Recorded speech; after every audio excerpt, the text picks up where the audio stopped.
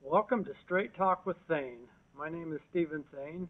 Today we're going to talk about why liberals embrace liberalism. There's two main reasons. The first is most liberals have compassion and they like to help others, which is a good thing.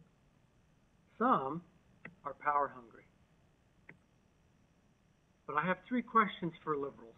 First, why don't they use their own money to help the poor if they're so interested in the poor? Secondly, why do they insist on using the power of government to take from the producer and give to the needy? And third, why don't they try to help the needy become productive rather than simply redistributing wealth and giving them food and clothing? Why don't they try to help them provide for their own?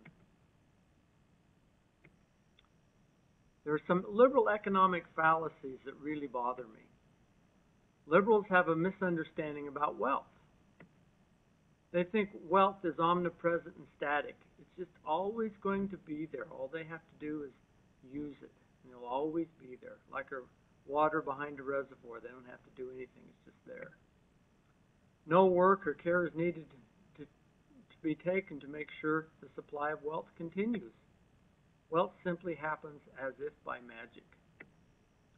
The economic reality is that wealth must be produced before it is consumed.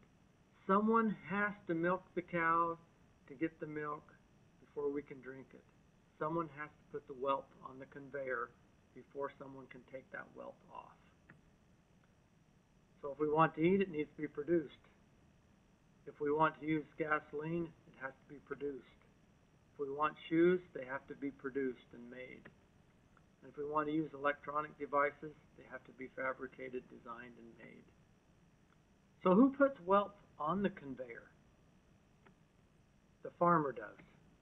The fisherman, the logger, the miner, the manufacturer, and the energy producer.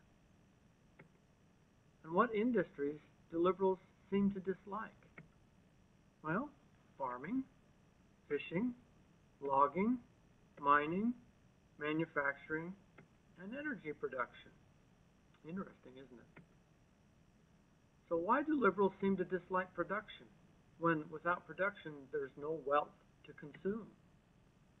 Liberals don't seem to like the private sector, but that's where the wealth is created. I know of no national liberal politician that is calling for increasing manufacturing, mining, logging on federal lands or the use of our natural resources. Then there's a second reason why liberals are liberals. A few, love power.